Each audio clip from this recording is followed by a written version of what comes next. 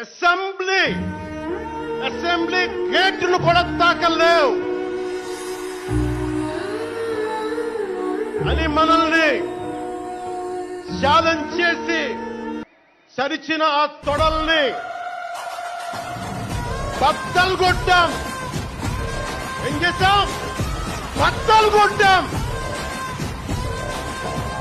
బద్దలు కొట్టి ఆంధ్రప్రదేశ్ అసెంబ్లీలో 21 మంది ఎమ్మెల్యేలతోటి పార్లమెంటులో రెండు ఎంపీలతోటి అడుగు పెట్టాం.